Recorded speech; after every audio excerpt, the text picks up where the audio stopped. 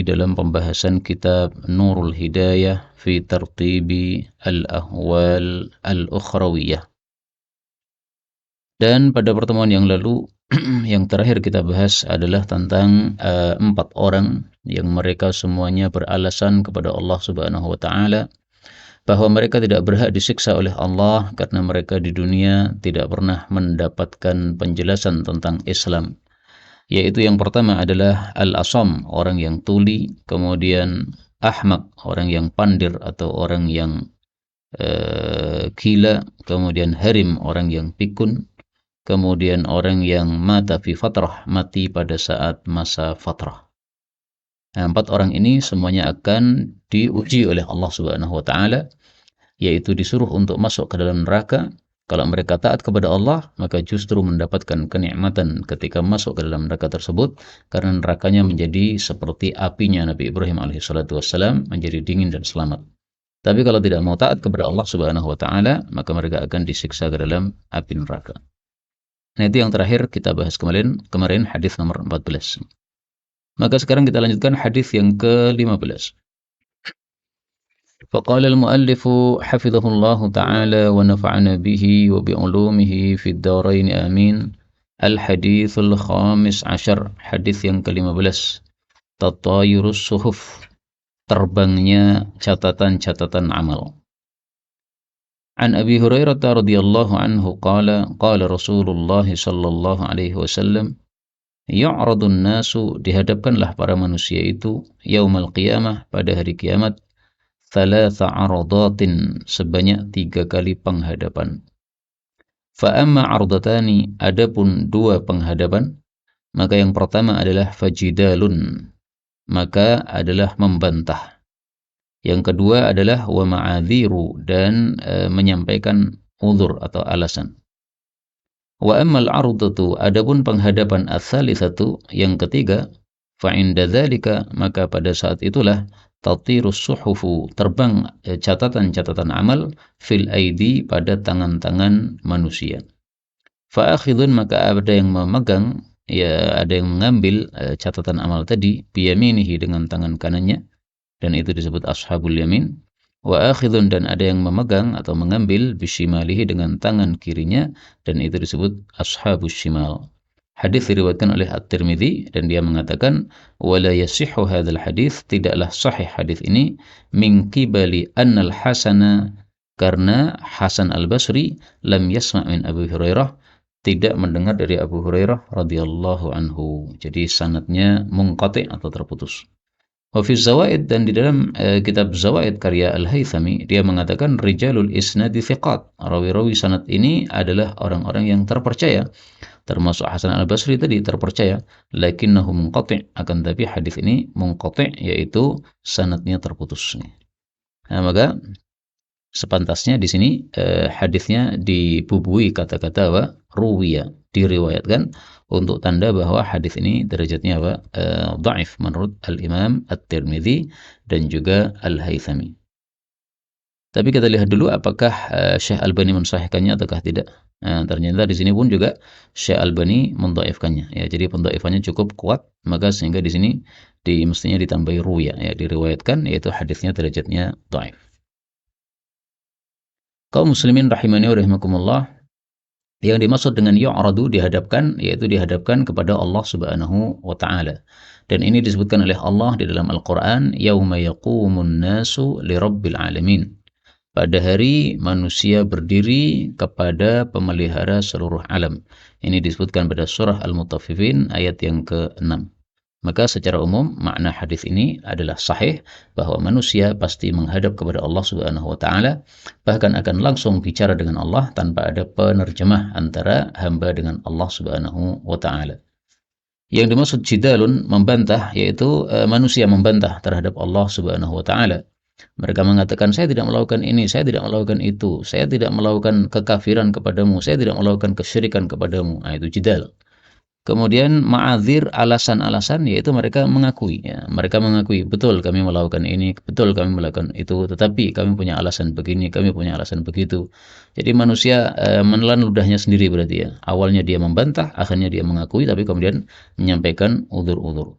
Nah, uzur-uzur seperti itu tidak akan ada gunanya kalau bohong, karena yang diamalkan manusia ternyata sudah tercatat lengkap di dalam catatan amal. Itulah yang dimaksud tatiru as-suhuf. Ya, maka catatan amal semuanya terbang, terbang yaitu datang. Ada yang datang kemudian dipegang oleh tangan kanan, ada yang datang lewat dari belakang kemudian dipegang dengan tangan kiri. Ya.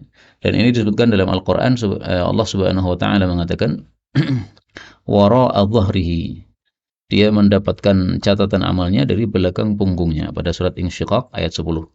Wa amma man utiya kitabahu wara'a dhahri, siapa yang diberi catatan amalnya dari belakang punggungnya, yaitu dari belakang punggung dan dia terima dengan tangan kiri sebagaimana dalam ayat yang lain, fasawfa yad'u thubura, maka dia akan menyeru kecelakaan. Maka kita berdoa kepada Allah, mudah-mudahan semua kita termasuk dari ashabul yamin, bukan termasuk dari ashabus shimal. Ashabul yamin, Allah katakan, utiya kitabahu biyaminih, diberi catatan amalnya dengan tangan kanan, fasawfa yuhasabu hisaban yasira, akan dihisab dengan ringan, wa yanqalibu ila ahlihi masrura, dan akan kembali kepada keluarganya dengan bahagia. Amin ya rabbal alamin. Kemudian istilah ashabul yamin dan ashabus shimal ini kita temukan dalam Al-Qur'an ya, surat Al-Waqi'ah. Wa ashabul yamini ma ashabul yamin. Al-Waqi'ah ayat yang ke-27. Wa ashabul yamini ma ashabul yamin. Yang kedua, kelompok kedua adalah ashabul yamin. Siapakah ashabul yamin? Nah, maka kenapa ashabul yamin disebut ashabul yamin? Ini sebagian ulama berpendapat karena dia mendapatkan catatan amalnya dengan tangan kanan. Ada juga yang berpendapat karena dia akan diarahkan ke arah kanan nanti. Adapun sebaliknya, wa ashabus shimal, orang-orang yang ashabus shimal, penghuni kiri, ma ashabus shimal. Nah, juga ini juga ada dua pendapat. Ada yang mengatakan disebut ashabus shimal karena menerima dengan tangan kirinya catatan amalnya. Ada yang mengatakan itu karena akan dikirim ke arah kiri, dan semuanya benar karena semua pendapat itu ada dalilnya masing-masing. Kita lanjutkan hadis berikutnya, al-haditsus sadis asyar, hadis yang ke-16, khatmul afwahi, mengunci mulut-mulut. An Abi Musa al-Ash'ari radhiyallahu anhu qala, ini hadisnya diringkas ya. Wa yud'a, dan dipanggillah al-kafir, orang kafir, wal munafik, dan orang munafik, lil hisab, untuk dihisab. Jadi yang dihisab itu tidak hanya orang muslim, tapi muslim, kafir, semuanya dihisab oleh Allah Subhanahu wa taala. Fa ya'ridu alaihi rabbuhu, maka menghadapkan kepada dia pemeliharanya azza wa jalla amalahu, amal-amalnya. Fa yajhadu, maka dia pun membantah. Wa yaqulu, dan dia mengatakan, ay rabbi, wahai Rabbku, wa izzatika, demi kemuliaanmu, demi keagunganmu, laqad kataba alayya hadzal malak, sungguh telah menulis kepada saya malaikat ini, yaitu malaikat pencatat amal, ma lam a'mal, sesuatu yang saya tidak mengamalkan. Dan ini hadisnya sahih, sehingga hadis ini menjadi dalil atau menguatkan pendapat tadi yang hadis yang sebelumnya tadi, bahwasanya orang-orang yang muslim, bahwasanya manusia akan menghadap kepada Allah sampai 3 kali penghadapan. Nah, yang pertama adalah membantah terhadap Allah. Nah, ini pembantahannya disebutkan di sini secara terperinci. Fayaqulu lahul malak, maka berkatalah kepadanya malaikat, ama amilta kadza, bukankah kamu sudah melakukan ini, fi yaumi kadza, pada hari ini, fi makani kadza, pada tempat ini. Fayaqulu, maka dia menjawab, la wa izzatik, tidaklah, tidak, demi keagunganmu. Ay rabbi, wahai Rabbku, ma amiltuh, aku tidak mengamalkannya. Fa'idha, maka apabila fa'ala dzalika, dia melakukan itu, yaitu kebohongan, khutima, disegellah ala fihi, pada mulutnya. Nah, jadi hadis ini menunjukkan bahwa yang disegel mulutnya itu bukan orang-orang beriman, tapi orang-orang munafik dan orang-orang yang kafir. Kenapa disegel? Karena mereka mengatakan sesuatu yang tidak benar. Karena mereka bohong kepada Allah Subhanahu wa taala, karena mereka tidak mengakui perbuatan-perbuatan dosa yang dilakukan. Kalau orang-orang kafir, kalau orang-orang beriman itu akan mengakui dosa-dosa yang dia lakukan, sehingga tidak perlu untuk disegel mulutnya, ya, berdasarkan zahir dari hadis ini, bahwasanya yang disegel hanyalah orang-orang kafir dan orang-orang munafik. Dan pensegelan mulut ini kita temukan juga dalam Al-Quran pada surat Yasin. Allah Subhanahu wa taala mengatakan, "Hadhihi jahannamul lati kuntum tu'adun." Nah, bicara tentang penghuni neraka jahanam. Kemudian Allah mengatakan, "Al-yauma nakhtimu ala afwahihim." Pada hari ini kami telah mensegel mulut-mulut mereka. Nah, berarti bicara tentang para penghuni neraka. Penghuni neraka berarti orang kafir dan orang munafik tadi, orang mukmin bukan. Wa tukallimuna aydihim, dan bicara kepada kami tangan mereka, wa tashhadu arjuluhum, dan juga bersaksi kaki-kaki mereka, bima kanu yaksibun, dengan apapun yang mereka lakukan. Nah, di sini digarisbawahi kata-kata arjuluhum, ya, kaki mereka. Kaki bagian mana? Karena kaki kan ada 3 bagian ini, bagian atas paha, bagian tengah betis, bagian bawah telapak kaki. Nah, maka jawabannya adalah kelanjutan hadis tadi. Qala al-Asy'ari, berkata Abu Musa al-Asy'ari, namanya Abdullah bin Qais, Abu Musa al-Asy'ari. Fa inni, maka sesungguhnya saya, la ahsabu, sungguh saya menyangka. Ini boleh dibaca ahsabu, boleh juga ahsibu, ya, dua qiraah sama saja.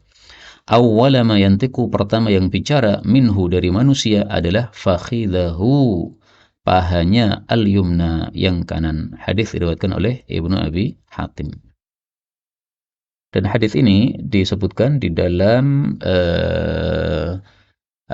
tafsir Ibnu Katsir, kemudian disebutkan juga oleh guru kami Syekh Mustafa Al-Adawi dalam Sahih Tafsir Ibnu Katsir.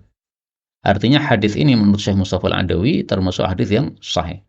Karena Syekh Mustafa Al-Adawi ketika meringkas tafsir Ibnu Katsir dalam dengan judul Sahih Tafsir Ibnu Katsir, itu beliau membuang semua hadis-hadis yang dhaif, ya, kecuali hadis yang dhaif yang dikuatkan oleh hadis yang lain maknanya sahih, maka kadang-kadang beliau sebutkan. Nah, di sini ini termasuk yang beliau sebutkan, berarti ini hadisnya sahih menurut Syekhuna Mustafa Al-Adawi hafizahullah taala. Tapi muncul pertanyaan, ini kan an Abi Musa, ini kan hanya perkataan Abu Musa kan, bukan sabda Rasulullah sallallahu alaihi wasallam. Sementara perkataan manusia bisa salah. Kalau Rasulullah tidak mungkin salah, karena Rasulullah bicara berdasarkan wahyu. Nah, maka jawabnya adalah, perkataan para sahabat yang berbicara tentang masalah gaib itu dianggap sebagai hadis marfu', yaitu dianggap sebagai sabda Rasul sallallahu alaihi wasallam. Kenapa? Karena la majala lil ijtihadi fihi. Karena tidak mungkin seseorang manusia biasa seperti para sahabat tiba-tiba berijtihad kemudian memunculkan masalah-masalah gaib seperti ini. Nggak mungkin, ya. Karena masalah gaib tidak ada yang mengetahuinya selain Allah Subhanahu wa taala. Nah, Rasulullah kadang-kadang diberitahu oleh Allah berdasarkan wahyu, maka dari wahyu itulah kemudian diketahui perkara-perkara gaib seperti ini.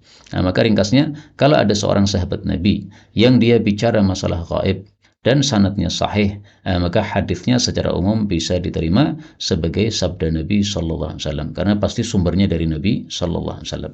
Adapun dia tidak mengatakan Rasulullah bersabda, itu karena kebiasaan para sahabat memang begitu, ya. Jadi sebagian para sahabat itu menyampaikan hadis Nabi tapi tidak menyandarkannya kepada kalam Nabi, karena khawatir kalau menyandarkan kepada kalam Nabi nanti ada kesalahan-kesalahan. Nah, maka lebih bagus dia menyampaikan dari ucapan dia sendiri tanpa menyandarkan kepada Nabi Shallallahu Alaihi Wasallam. Tapi kalau ditanya, dia akan menjawab bahwa saya mendengarnya dari Rasul Shallallahu Alaihi Wasallam. Maka hadis ini bisa diterima. Kecuali satu hal, ya, kalau seorang sahabat Nabi itu terkenal suka meriwayatkan dari kitab-kitab ahli kitab.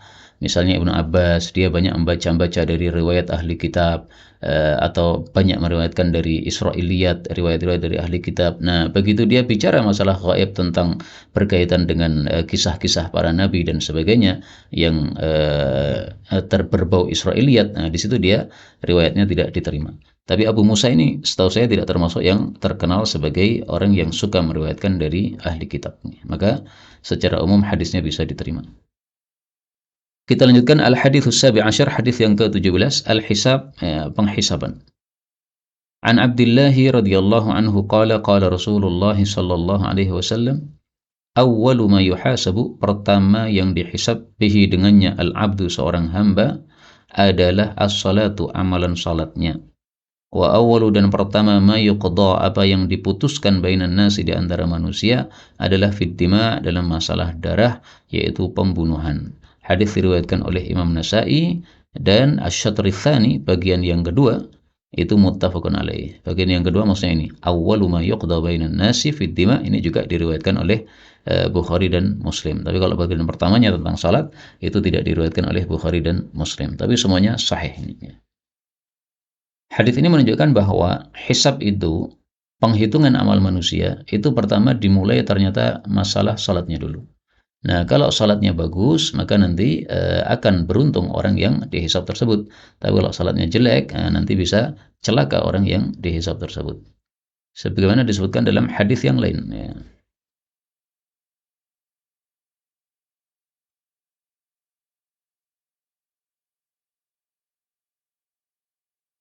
Inna awwala ma yuhasabu bihil 'abdu yaumil qiyamah, pertama yang dihisab seorang hamba pada hari kiamat dari amalannya adalah salat.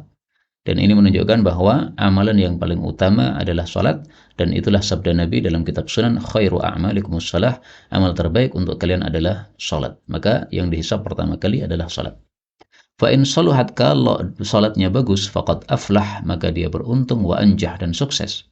Wa in fasadat, tapi kalau salatnya rusak, faqad khaba wa khasar, dia akan rugi, celaka.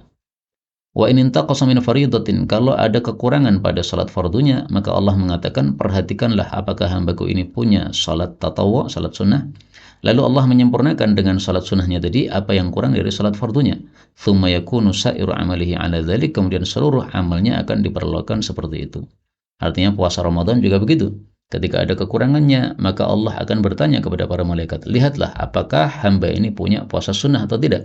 Nah, kalau ada puasa sunnah, maka puasa sunnah digunakan untuk menambal kekurangan pada salat fardunya, sehingga akan selamat juga, tidak kemudian khaba wa khasira, ya, karena apa? Masih ada tambalan untuk kekurangan tadi. Maka salat hamba ada tiga macam. Ada salat yang saluhat, yang sudah baik. Nah, salat yang baik maka tidak perlu ditambal lagi, sudah bagus. Yang kedua fasadat, salat yang rusak. Nah, kalau rusak diancam oleh Nabi SAW rugi. Seperti salatnya orang-orang munafik. Ya. Salatnya rusak, kenapa? Karena tidak disertai dengan keikhlasan. Salatnya hanya riya semata-mata. Kemudian yang ketiga adalah salat yang intaqas, ada kekurangan. Ya. Jadi tidak baik, tapi juga tidak rusak, tapi ada kekurangan. Dia sudah melakukan, tapi ada kekurangan. Nah, kekurangan itu akan ditambal oleh Allah Subhanahu Wa Taala. Kemudian nanti dia termasuk orang-orang yang aflaha, yang beruntung, karena sudah ditambal kekurangannya dengan ibadah salat sunnah. Karena itu dari sini juga kita ketahui bahwa supaya amalan salat kita nanti ketika dihisab itu menjadi mudah hisabnya, maka marilah kita rajin melakukan salat-salat sunnah. Karena kita salat wajib tidak akan sempurna, ya, tidak bisa sempurna kita. Khusyuknya kurang, kemudian ya macam-macam lah, ya, hadirnya hati kurang, kemudian ta'zimnya kepada Allah kurang. Maka sebelum salat wajib itu disunahkan, ada salat sunnah qabliyah, ada salat sunnah ba'diyah. Ini semata-mata untuk menambal kekurangan pada salat fardunya. Demikian juga puasa sunnah, puasa Ramadan, ya. Sebelum Ramadan disunahkan puasa, yaitu puasa Sya'ban. Kemudian setelah Ramadan ada puasa Syawal. Nah, maka kalau bulan Sya'ban ini kita tidak puasa apapun, maka marilah nanti pada bulan Syawal jangan sampai tidak puasa. Karena apa? Puasa Ramadan kita pasti ada kekurangannya. Nah, maka ditambah dengan puasa sunnah kita, baik yang sebelum Ramadan maupun setelah Ramadan. Dan ini hari ini sudah hari Selasa, ya. Maka kalau hari Kamis itu sudah 1 Ramadan, berarti Selasa Rabu ini kita sudah tidak boleh puasa sunnah lagi, karena 2 hari sebelum Ramadan sudah tidak boleh puasa sunnah. Kemudian yang kedua, hadis ini membicarakan tentang masalah pembunuhan. Itu ternyata adalah yang pertama diputuskan di antara manusia. Dan ini menunjukkan betapa pentingnya menjaga darah di hadapan Allah Subhanahu, di mata Allah Subhanahu wa taala. Sehingga para ulama sebagian mengatakan bahwa dosa terbesar setelah syirik itu adalah pembunuhan. Dalilnya dua, ya. Pertama ini bahwa Allah memutuskan pertama kali dalam masalah pembunuhan. Yang kedua, kalam Allah Subhanahu wa taala dalam surat Al-Furqan. Allah menyebutkan dosa-dosa besar secara urut. Perhatikan kalimatnya. Surat Al-Furqan ayat 68, walladzina la yad'una ma'allahi ilahan akhar, ini syirik. Kemudian Allah sebutkan wala yaqtuluna an-nafsa allati harramallahu illa bil haqq, ini pembunuhan. Kemudian wala yaznun, ini zina. Maka zina nomor 2 atau setelah pembunuhan. Karena itu kaum muslimin rahimani wa rahimakumullah, kita tidak akan melupakan pembunuhan terhadap laskar-laskar Islam di KM 50 yang sudah beberapa waktu yang lalu, tapi sampai hari ini kita tidak akan melupakan kejadian tersebut. Ini kejadian yang besar di hadapan Allah Subhanahu wa taala, dan termasuk yang nanti pertama kali akan diputuskan oleh Allah Subhanahu wa taala. Rasul Shallallahu Alaihi Wasallam bersabda menunjukkan betapa nilai mahalnya nilai darah seorang Muslim. Rasul Shallallahu Alaihi Wasallam bersabda, la zawalud dunya ahwanu 'ala Allah. Sungguh lenyapnya seluruh dunia itu lebih ringan bagi Allah min qatli mu'minin bi ghairi haqqin, daripada dibunuhnya seorang mukmin tanpa hak. Hadis diriwayatkan oleh Ibnu Majah sahih. Maka mudah-mudahan Allah Subhanahu wa taala balas yang setimpal dengan orang-orang yang melakukan pembunuhan tersebut, kecuali kalau mereka tobat kepada Allah Subhanahu wa taala, maka masih ada waktu tobat sebelum mereka dijemput kematian oleh malaikat maut. Kita lanjutkan hadis yang ke-18, al-haditsus tsamin asyar, hadis yang ke-18, al-wazn, timbangan. An Aisyah radhiyallahu anha qalat qala Rasulullah sallallahu alaihi wasallam, yuhsabu, akan dihitung, ma khanuka, apa yang mereka itu khianat kepada kamu, wa asauka, dan mereka durhaka kepada kamu, wa kadzabuka, dan mereka mendustakan kepada kamu. Tetapi juga dihitung wa iqabuka, hukuman kamu iyahum, kepada mereka. Fa in kana, maka jika adalah iqabuka, hukuman kamu iyahum, kepada mereka, biqadri dzunubihim, dengan sekadar dosa-dosa mereka, kana kafafan, maka itu adalah yaitu kosong-kosong, ya. Maka tafsiran kafafan itu adalah lalaka, tidak ada pahala untuk kamu, wala alaika, dan juga tidak ada dosa untuk kamu. Wa in kana iqabuka iyyahum, apabila hukumanmu kepada mereka duna dzunubihim, di bawah dari dosa mereka, kana fadlan laka, maka itu ada kelebihan untuk kamu, jadi masih ada dapat sisa pahala. Kemungkinan yang ketiga, wa in kana iqabuka iyyahum, apabila hukuman kamu kepada mereka fauqa dzunubihim, di atas dosa-dosa mereka, uqtus salahum minka, maka akan dikisoskan untuk mereka dari kamu al-fadlu, kelebihan tersebut.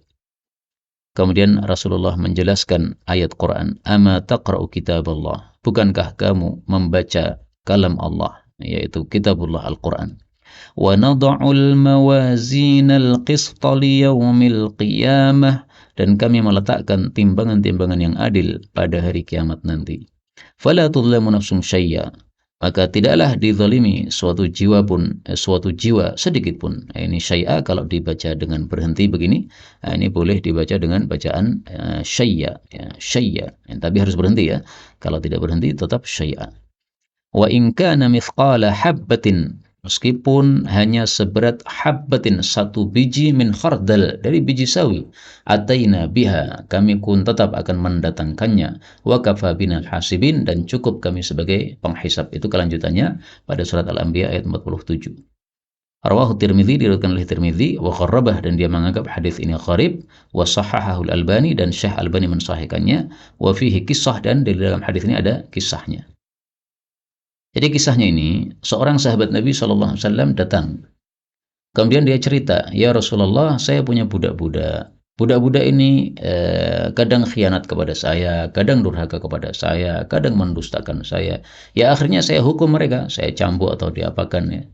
Maka Rasulullah SAW menjelaskan, kalau mereka durhaka, mereka khianat, mereka mendustakan kamu, maka kemudian kamu hukum, maka ada 3 kemungkinan. Kalau hukumanmu itu adalah sekadar dengan dosa mereka, dengan tingkah mereka, berarti kamu nggak dapat apa-apa, pahala nggak dapat, dosa juga nggak dapat. Kemungkinan yang kedua, kamu menghukum tetapi hukumannya lebih ringan, sehingga berarti kamu masih punya sisa pahala, ya. Jadi misalnya dosanya itu tingkatnya 10, ini menghukumnya tingkatnya 5, masih punya pahala 5. Kemudian kemungkinan yang ketiga, engkau menghukum tetapi di atas dosa mereka. Dosanya 10 tapi cambuknya lebih dahsyat, ya, misalnya tingkatnya 20. Berarti ini berlebihan. Kalau berlebihan nanti akan dikisos oleh Allah Subhanahu wa taala kelebihan tersebut. Itulah yang dimaksud al-mawazin al-qista, yaitu timbangan yang adil pada hari kiamat, maka semua akan diadili oleh Allah Subhanahu wa taala. Sehingga orang beriman ketika mendapatkan kezaliman di dunia, maka ketika dia mengingat kondisi akhirat, dia akan hatinya merasa lebih tenang, ya. Kenapa? Karena kezaliman yang dia dapatkan di dunia itu tidak akan sia-sia begitu saja, itu masih ada catatannya, masih ada hitungannya di hadapan Allah Subhanahu wa taala. Jadi akan dikembalikan kepada kita. Nah, jadi seperti orang yang kehilangan uang atau kehilangan HP atau kehilangan dompet, tapi tahu pasti kembali, maka hatinya jadi tenang. Nah, demikian juga orang yang terzalimi, dia tahu bahwa itu kezaliman akan diberikan oleh Allah besok di akhirat, maka hatinya akan menjadi tenang. Kemudian kisahnya bagaimana setelah sahabat Nabi ini dijelaskan seperti ini, akhirnya dia mengatakan, kalau begitu ya Rasulullah, saya saksikan kepada engkau bahwa semua budak saya ini saya bebaskan, saya merdekakan, supaya nggak ada lagi kemungkinan saya nanti disiksa oleh Allah Subhanahu wa Ta'ala. Jadi Masya Allah, para sahabat Nabi sangat paham terhadap agama. Begitu mereka dijelaskan masalah akhirat, itu langsung menyentuh hati mereka, langsung ada sikap tegas untuk keselamatan akhirat mereka. Inilah para sahabat Nabi SAW, dan ini juga menunjukkan berhasilnya didikan Rasul SAW, karena Rasulullah mendidik mereka langsung berdasarkan dari pengawasan Allah Subhanahu Wa Taala, dari taufik Allah Subhanahu Wa Taala, maka hasilnya pun seperti itu. Kemudian dari hadis ini juga kita ambil pelajaran bahwa Rasulullah Shallallahu Alaihi Wasallam ketika membaca ayat Quran tidak menyebutkan A'udzu billahi minasyaitonir rajim. Karena di sini membaca ayat Qurannya bukan dalam rangka tilawah, tetapi dalam rangka berdalil atau menyebutkan dalil. Maka kalau seorang khatib naik mimbar, kemudian dia mengatakan Allah Subhanahu Wa Taala berkata atau berkalam A'udzu billahi minasyaitonir rajim, ini pertama dia tidak sesuai dengan sunnah. Karena Rasulullah ketika berdalil tidak menyebutkan a'udzubillahi minasyaitonirrajim. Yang kedua, dia telah berkata yang salah. Karena dia mengatakan Allah berkata a'udzubillahi minasyaitonirrajim. Nah, sebagian orang ketika disampaikan hal seperti ini tidak bisa menerima. Maka saya katakan, ya kamu tidak terima atau kamu terima, itu urusan kamu. Yang penting saya hanya menyampaikan apa yang disampaikan oleh para ulama. Saya kan bukan ulama ya. Saya menyampaikan apa yang disampaikan oleh para ulama seperti itu. Dan ini hadisnya sangat jelas. Rasulullah tidak pakai a'udzubillahi minasyaitonirrajim. Kalau Anda lebih suka dengan a'udzubillahi minasyaitonirrajim dan menganggap itu lebih baik daripada apa yang dilakukan oleh Rasul sallallahu alaihi wasallam, maka sungguh ini sikap yang tidak sesuai hadiyun Nabi sallallahu alaihi wasallam. Penjelasan seperti ini yang saya sampaikan ini bisa dibaca dalam kitab Haqqut Tilawah, itu tentang adab-adab tilawah Al-Quran. Di situ dijelaskan juga tentang masalah adab ta'awud. Wallahu a'lam bishawab. Kemudian al-hadits at-tasi' asyar, hadis yang ke-19. Wa 'an Ibnu Amr radhiyallahu anhuma qala qala Rasulullah sallallahu alaihi wasallam, innallaha, sesungguhnya Allah Subhanahu wa taala, sayukhallisu, akan menyelamatkan, rajulan, seseorang, min ummati, dari umatku, maksudnya umat Islam, ala ru'usil khalaik, di depan seluruh makhluk-makhluk, yaumal qiyamah, besok pada hari kiamat. Fayanshuru alaihi tis'atan wa tis'ina sijillan, maka Allah akan membuka untuk dia 99 sijil, yaitu kitab atau lembar atau catatan. Kullu sijilin, setiap sijilnya mithlu madil basar, semisal sejauh mata memandang. Jadi maksudnya catatan amal ini sangat lebar sekali, sangat besar sekali. Karena amal manusia kan setiap hari sangat banyak ya. Dari pagi sampai sore, berapa amalan yang sudah kita lakukan, berapa kata yang sudah keluar dari mulut kita, ini sangat banyak sekali. Maka catatannya pun sangat besar. Jadi ini hadis bicara tentang catatan amal yang nanti akan ditimbang oleh Allah Subhanahu wa taala. Sehingga boleh nih kasih judul ya. Waznu suhufil a'mal. Waznu suhufil amal, menimbang catatan amal. Jadi begini, yang ditimbang itu apa? Hadis sebelumnya tadi kan menyebutkan tentang apa? Timbangan. Nah, maka yang ditimbang itu apa? Yang ditimbang 3. Pertama, pelakunya, yaitu pengamalnya. Yang kedua adalah amalannya. Maka amal manusia besok di akhirat ada bentuknya, bisa ditimbang. Yang ketiga adalah catatan amalnya. Tiga-tiganya semuanya ditimbang. Nah, sekarang kita membaca hadis yang menunjukkan bahwa catatan amal itu ditimbang. Catatan amal disebut juga apa? Sijil. Thumma yaqulu, kemudian Allah berkata, atunkiru, apakah engkau mengingkari min hadza syai'an, dari catatan amal ini sesuatu? Adzalamaka katabatil hafidun, apakah mendolimi kamu para pencatat saya yang menjaga, yaitu menjaga amal dia? Fayaqulu, maka dia mengatakan, la ya Rabb, tidak wahai pemeliharaku. Nah, di sini perbedaan antara muslim dengan kafir. Kalau orang kafir atau munafik, mereka membantah amal yang sudah mereka lakukan. Tapi kalau orang mukmin, maka dia ditanya, dia mengaku, betul ya Allah, itu sudah sesuai dengan apa yang sudah saya amalkan di dunia. Nah, maka mengingatkan kita hal ini tentang kalam Allah Subhanahu wa taala di dalam surat Al-Mujadilah ya, bahwa Orang-orang kafir, orang-orang munafik besok akan bersumpah bohong di hadapan Allah mengira itu berguna. Pada surat Al-Mumtahanah, Al-Mujadalah ayat 18.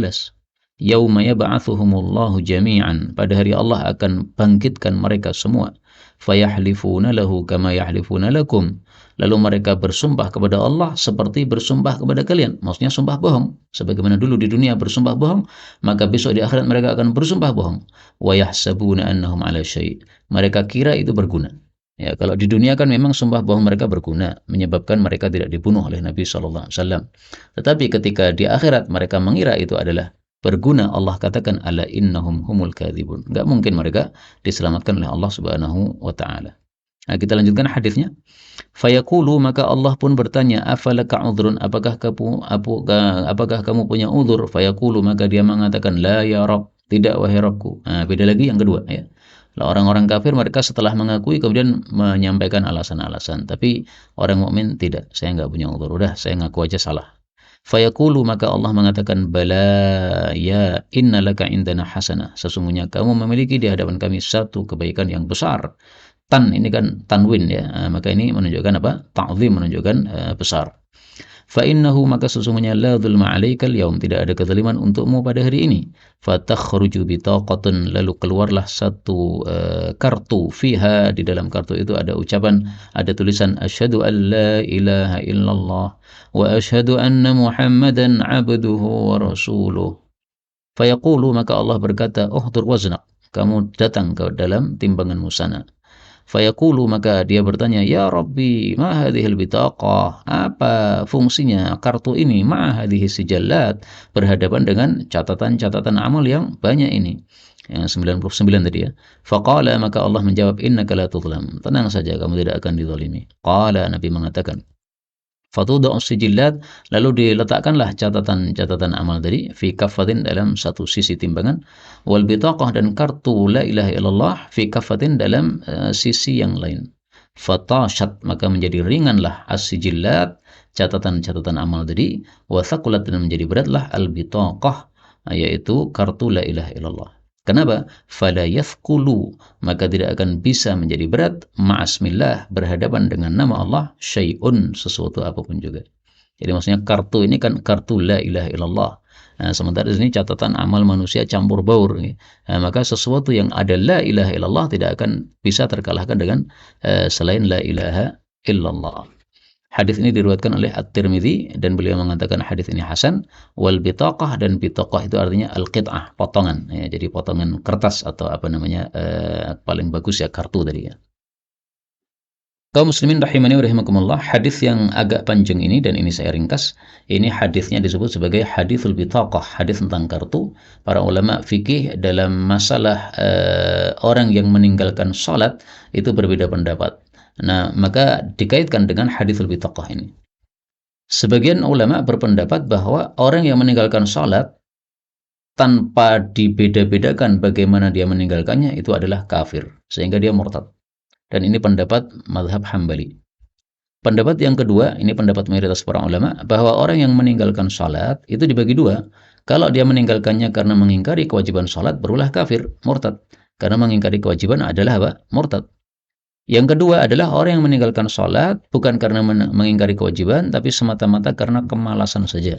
Nah, orang seperti ini berdasarkan haditsul bitaqah ini termasuk orang yang nanti masih bisa masuk surga, sehingga dia bukan orang kafir, dia bukan orang murtad. Jadi mohon maaf ya, kalau ada tetangga kita misalnya yang dia tidak sholat, tapi dia kalau ditanya agamamu apa, muslim, kemudian dia kadang-kadang ya sholat Jumat. Kalau sholat Idul Fitri, Idul Adha dia datang, ya. Tapi sehari-hari kita nggak pernah ngerti dia sholat. Nah, kalau dia mati gimana? Dia masih muslim. Karena masih muslim berarti masih wajib untuk disolatkan. Tapi kalau sudah ada satu saja yang mensolatkan, sudah cukup. Nih. Orang yang semisal dia disuruh mensolatkan, kita panggil saja nih temanmu yang tidak pernah sholat. Orang-orang masjid nggak mau menyolatkan, kamu sebagai temannya yang sama-sama nggak pernah sholat, kamu sholatkan aja. Nah, supaya mereka apa? Jadi cerah dengan sebab seperti itu. Wallahu a'lam bishawab. Hadis berikutnya al-haditsul 20, hadis 20, min ahwalil mahsyar, termasuk dari kondisi-kondisi padang mahsyar.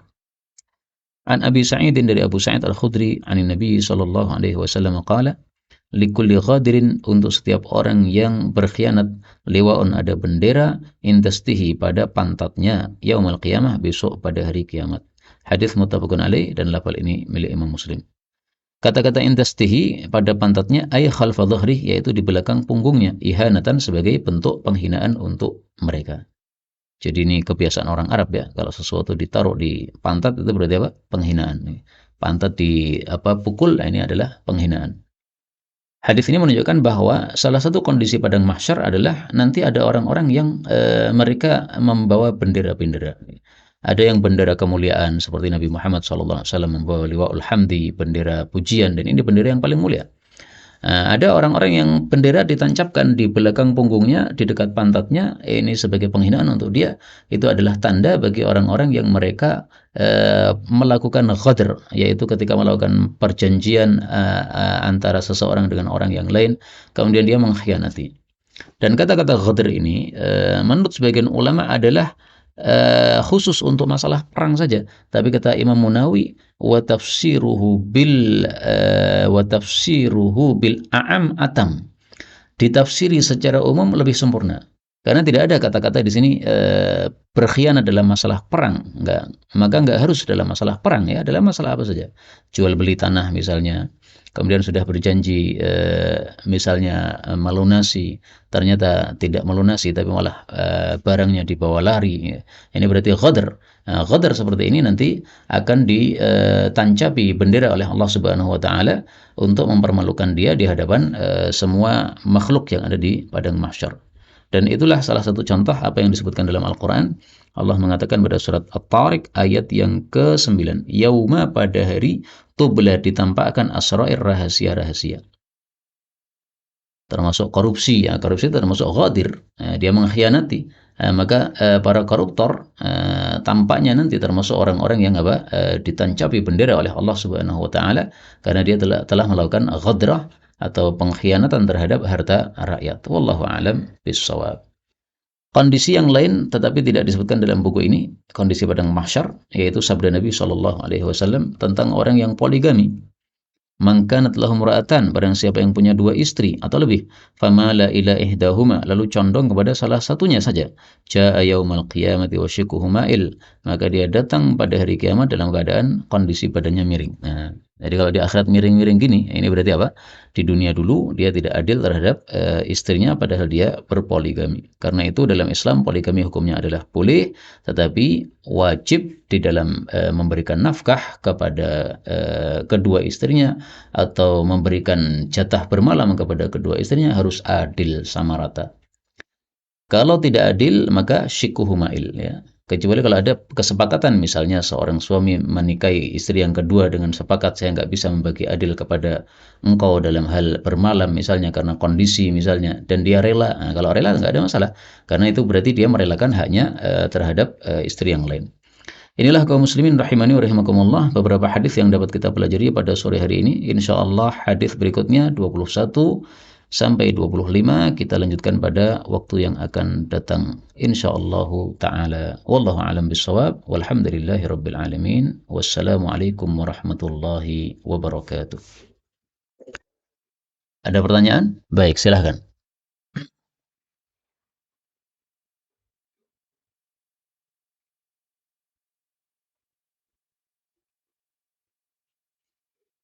Baik. Bismillah, izin tanya berkaitan dengan meninggal dalam masa fatrah. Jadi orang tua Nabi tidak termasuk dari yang diancam neraka. Allah Subhanahu wa taala mengatakan, "Wa ma kunna mu'adzibina hatta nab'atha rasula." Dan kami tidak akan menyiksa sampai kami mengutus seorang rasul. Nah, bapak dan ibu Nabi itu matinya sebelum Nabi Muhammad SAW diutus sebagai Rasul. Sehingga jelas bahwasanya bapak dan ibu Nabi termasuk dalam ayat ini. Karena itulah ulama-ulama mazhab Syafi'i mereka berpendapat bahwa bapak ibu Nabi termasuk orang-orang yang mati di masa fatrah. Kemudian kalau dikatakan tadi tidak termasuk yang diancam neraka, ini kalimatnya kurang tepat ya. Karena orang yang mati di masa fatrah itu nanti mereka akan diuji oleh Allah Subhanahu wa taala. Nah, maka kalau dia lulus ujian dia masuk surga, kalau dia nggak lulus ujian dia tidak masuk surga. Sehingga ya kalimat yang lebih tepat adalah bahwa orang-orang yang meninggal di masa fatrah mereka belum bisa dipastikan apakah masuk surga ataukah masuk neraka, tergantung kepada apa namanya kondisi mereka nanti di akhirat, apakah taat kepada Allah ataukah tidak. Dan saya jujur saja bahwa masalah ini khilafiyah. Sebagian ulama berpendapat bapak ibu Nabi mati kafir sehingga termasuk yang diancam neraka, karena siapa yang mati kafir adalah diancam neraka. Maka masalah khilafiyah seperti ini, kata penulis Subulus Salam, ini adalah khilafiyah yang tidak begitu penting ya. Apa fungsinya kita membahas-bahas bapak dan ibu Nabi sementara kita sendiri masih belum tentu kita masuk surga atau masuk neraka. Maka perselisihan pendapat seperti itu tidak usah menyebabkan perpecahan umat ya. Silahkan yang meyakini bapak ibu Nabi termasuk ahlul fatrah sehingga tidak disiksa oleh Allah Subhanahu wa taala. Termasuk silahkan meyakini bahwa bapak ibu Nabi termasuk yang masuk ke dalam neraka berdasarkan hadis-hadis yang zahir-zahirnya menunjukkan hal itu.